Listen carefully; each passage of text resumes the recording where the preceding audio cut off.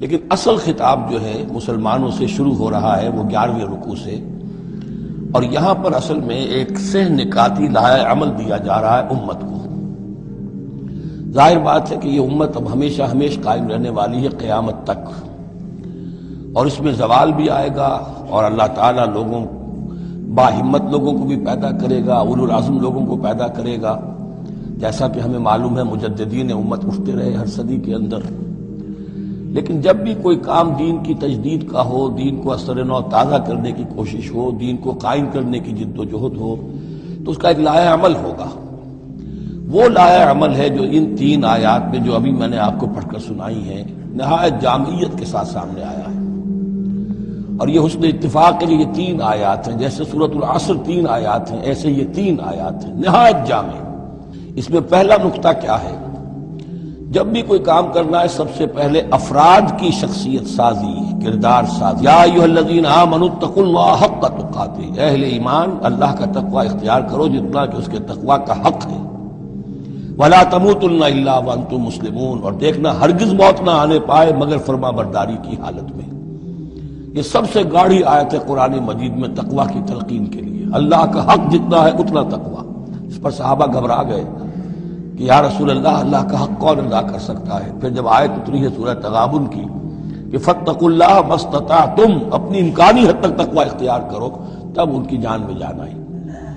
ساتھ ہی یہ کہ مت مرنا مگر حالت فرما برداری میں۔ کیا معنی ہے؟ کوئی پتہ نہیں کس لمحے موت آ جائے، کوئی لمحہ نافرمانی میں نہ گزرے مبادا موت کا ہاتھ اسی وقت آ کر تمہیں دبوچ لے۔ اس طرح کی شخصیتیں اگر پہلے نہ بنی ہوں تو کوئی کام نہیں ہو سکتا۔ پہلے کردار سازی افراد کی۔ اب جب یہ کردار سازی ہو، دوسرا مرحلہ کیا ہے؟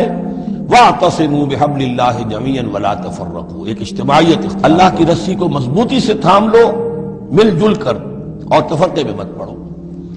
یہاں چونکہ اس سے پہلے جو رکوع ختم ہوا ہے وَمَن يَعْتَصِم بِاللَّهِ، جو اللہ تعالیٰ سے چمٹ جائے، اللہ کی حفاظت میں آ جائے، فَقَدْ هُدِيَ إِلَىٰ صِرَاطٍ مُسْتَقِيمٍ۔ اور سورہ حج کی آخری آیت میں بھی یہ لفظ آیا ہے فَأَقِیمُوا الصَّلَاةَ وَآتُوا الزَّکَاةَ وَاعْتَصِمُوا بِاللَّهِ۔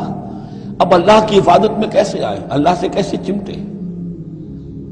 اس کے لیے فرمایا وَاعْتَصِمُوا بِحَبْلِ اللَّهِ، اللہ کی رسی سے چمٹ جاؤ، اللہ کی رسی کو مضبوطی سے تھام لو۔ اور یہ اللہ کی رسی کون سی ہے؟ متعدد احادیث کے ذریعے سے واضح ہوتا ہے کہ یہ ہے قرآن۔ ایک طرف ہے انسان میں تقوی، ایک طرف اس میں علم آنا چاہیے، قرآن کا فہم پیدا ہونا چاہیے، قرآن کے نظریات کو سمجھنا چاہیے، قرآن کی حکمت کو سمجھنا چاہیے۔ انسانوں میں اجتماعیت جو ہے وہ جانوروں کے گلوں کی طرح نہیں ہو سکتی کہ بھیڑ بکریوں کا ایک بڑا ریوڑ ہے اور ایک چرواہا جو ہے وہ لکڑی لے کر ان کو سب کو ایک ڈسپلن میں لیے ہوئے ہے۔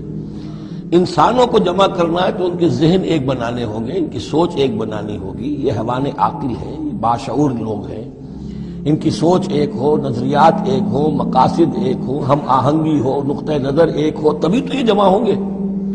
اس کے لیے وہ چیز چاہیے جو ان میں یکرنگی خیال، یکرنگی نظر، یکجہتی مقاصد کی ہم آہنگی پیدا کر دے، اور وہ قرآن ہے۔ حبل اللہ هو حبل اللہ المتین، حضرت علی سے روایت ہے، حضرت عبداللہ ابن مسعود سے ہے، حضور نے فرمایا القرآن حبل اللہ الممدود من السماء الى الارض، اللہ کی مضبوط رسی ہے جو آسمان اور زمین کے درمیان تنی ہوئی ہے۔ ایک اور حدیث میں فرمایا فاستبشروا فإن طرفه بأيديكم وطرفه بيد الله، خوشیاں مناؤ، یہ قرآن ایسی شے ہے کہ جس کا ایک سرا تمہارے ہاتھ میں، ایک سرا اللہ کے ہاتھ میں۔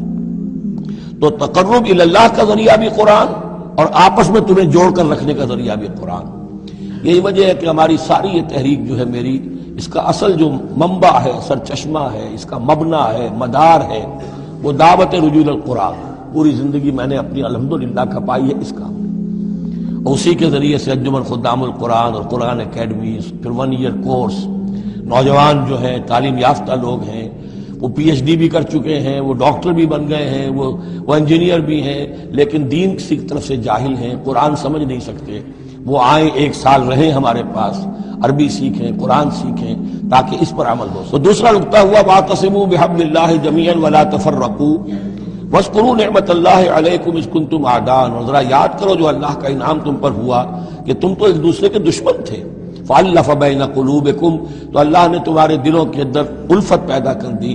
فَأَصْبَحْتُمْ بِنِعْمَتِهِ إِخْوَانًا، تم اللہ کے فضل و کرم سے بھائی بھائی بن گئے. یہ یہاں گویا کہ اولین مخاطب یہاں انصار ہیں. ان کے جو دو قبیلے تھے اوس اور خزرج، وہ آپس میں لڑتے آ رہے تھے 100 برس سے، خاندانی دشمنیاں چلی آ رہی تھی، قتل کے بعد قتل، ادھر کا قتل ادھر کا قتل.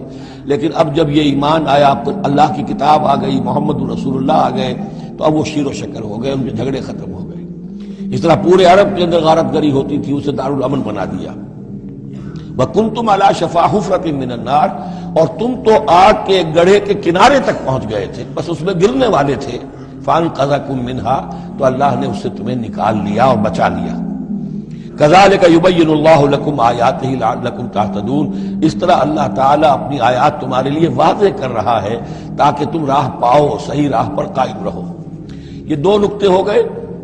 پہلے افراد کے کردار کی تعمیر، تقوی اور تابعداری، فرما برداری. پھر جمعیت، تنظیم، جماعت، اور اس کے لیے جو معنوی جو اس کے لیے ہے، جو محور ہے اس تنظیم کا، وہ معنوی محور کیا ہے؟ قرآن مجید، حبل اللہ. احتسامش کن کہ حبل اللہ اوست، مضبوطی سے تھامو. اس کو علامہ اقبال کہتے ہیں قرآن کو حبل اللہ یہ ہے. اب یہ جو حبل اللہ، اور جو اس کے لیے ظاہری شکل بنے گی، وہ بھی اس صورت میں ہم پڑھ چکے ہیں، من انصاری اللہ، کہ کوئی اللہ کا بندہ کھڑا ہو اور کہے کہ میں تو اس راستے پر چل رہا ہوں، اب کون ہے جو میرے ساتھ آتا ہے اور میرا مددگار بنتا ہے. اب ایسی جمعیت جو وجود میں آئی وہ کیا کرے گی؟ یہ تیسری آیت اہم ترین. وَلْتَكُن مِّنكُمْ أُمَّةٌ يَدْعُونَ إِلَى الْخَيْرِ وَيَأْمُرُونَ بِالْمَعْرُوفِ وَيَنْهَوْنَ عَنِ الْمُنكَرِ. سے نکاتی پھر آ گیا. تیسرے میں 3 کام، یہ جماعت کے کرنے کے کام صرف 3 ہیں. دعوت خیر، دعوت الی الخیر، اور سب سے بڑا خیر یہ قرآن ہے. یامرون بالمعروف، نیکی کا حکم دیتے رہیں، وینہون عن المنکر، اور بدی سے روکتے رہیں، واولئک هم المفلحون، اور یہی لوگ ہیں جو فلاح پانے والے ہیں. ولتکن منکم امۃ، تم میں سے ایک ایسی امت وجود میں آنی چاہیے. منکم ہے، گویا کہ ایک بڑی امت ہے، امت مسلمہ. وہ تو اب 150 کروڑ ہیں یا 140 یا 130 کروڑ ہیں، سوئے ہوئے ہیں، اپنے منصب کو بھولے ہوئے ہیں، دین سے دور ہیں. تو اب اس امت کے اندر چھوٹی امت بنے، ایک جماعت بنے. وہ جماعت اپنے ذمے یہ کام لے لے، جاگو اور جگاؤ، جو ہمدرد کا ایک جو نعرہ ہے کہ اب جاگو اور جگاؤ. اللہ نے تمہیں جاگنے کی صلاحیت دے دی، اب اوروں کو جگاؤ اور اس کے لیے طاقت فراہم کرو، ایک جماعت بناؤ. وَلْتَكُن مِّنكُمْ أُمَّةٌ يَدْعُونَ إِلَى الْخَيْرِ وَيَأْمُرُونَ بِالْمَعْرُوفِ وَيَنْهَوْنَ عَنِ الْمُنكَرِ وَأُولَٰئِكَ هُمُ الْمُفْلِحُونَ. یہی لوگ فلاح پانے والے ہیں. وہ بڑی امت کروڑوں کی جو ہے، جو یہ کام نہیں کرتی، وہ فلاح کی امید میں اگر ہے اور نجات کی امید میں ہے تو ایک امید موہوم ہے. فلاح پانے والے صرف یہ لوگ ہوں گے، اولئک هم المفلحون.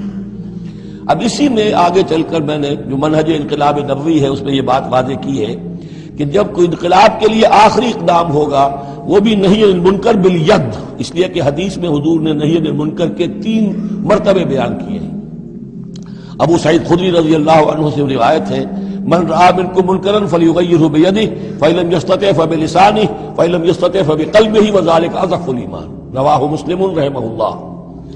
تم میں سے کوئی شخص کسی منکر کو دیکھے، اس کا فرض ہے اسے طاقت سے، زور سے، ہاتھ سے بند کرے، روکے، بدلے.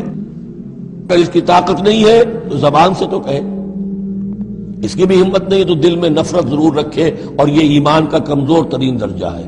نفرت بھی ختم ہو گئی، وائے ناکامی متائے کارواں جاتا رہا، کارواں کے دل سے احساس زیاں جاتا رہا، تو اب کوئی ایمان نہیں. ہاں دل میں نفرت ہے تو اگلا قدم اٹھاؤ، زبان سے کہنا شروع کرو، بھائی یہ چیز غلط ہے، یہ حرام ہے، یہ اللہ نے اس کو حرام ٹھہرایا ہے، مت یہ کام کرو. لیکن ساتھ ہی اپنی طاقت بناتے جاؤ، ایک جماعت بناؤ، قوت بناؤ. جب وہ طاقت ہو جائے اب کہو کہ اب یہ نہیں کرنے دیں گے، پھر وہ ہوگا نہی عن المنکر بالید، طاقت کے ساتھ. یہ ہوگا انقلاب کا جو ہے آخری مرحلہ. تو یہ 3 آیتوں کے اندر عظیم ہدایت ہے، پورا لایا عمل ہے. اسی میں منہج انقلاب نبوی کا جو آخری اقدامی عمل ہے وہ بھی پوشیدہ